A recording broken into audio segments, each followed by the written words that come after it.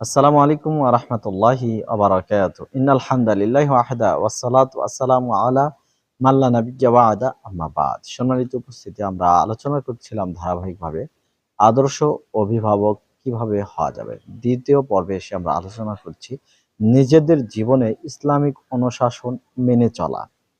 দেখুন, আপনি আমি আপনার সন্তানদেরকে আলেমা বানাতে চাচ্ছি। কিন্তু আমরা তাদের সামনে মডেল হতে পারছি না। তাদের সামনে ইসলামিক অনুশাসনগুলো মানছি না।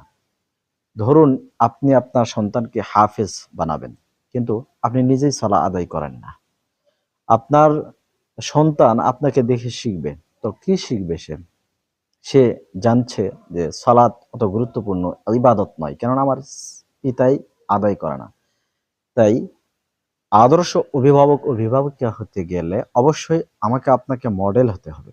ইসলামী অনুশাসন মেনে চলে তাদের সামনে রোড ম্যাপ এঁকে দিতে হবে যে ইসলামের এই নিয়ম কানুন এভাবে ফলো করতে হয়, এভাবে গুরুত্বের সাথে মানতে হয়। অনেক অভিভাবক দেখা যায় সন্তানকে সে বড় আলেম বানাবে, কেউ চায় না ছোট আলেম। সবাই চায় আমি আমার সন্তানকে সবচেয়ে বড় আলেম বানাতে চাই। তো আমরা পিতামাতা হিসেবে কতটুকু ইসলাম মেনে চলছি? দেখবেন, যুগে যুগে যারাই বড় আলেম হয়েছে তাদের পিতামাতার ইখলাস ছিল, তাদের সালাহ ছিল, তাদের তাদের সিয়াম ছিল, হজ ছিল, জাকাত ছিল। তাদের পিতামাতারা খুবই আমলদার, ইবাদত গুজার ব্যক্তি ছিল। বিধায় তাদের সন্তানরা এভাবে নক্ষত্র হয়েছে, একেবারে এক একজন সোনার টুকরো হয়েছে। তাই আসুন, 2 নাম্বার বিষয়, আমরা ইসলামী অনুশাসন নিজেরা মেনে চলি আমাদের সন্তানদের সামনে রোল মডেল হিসেবে।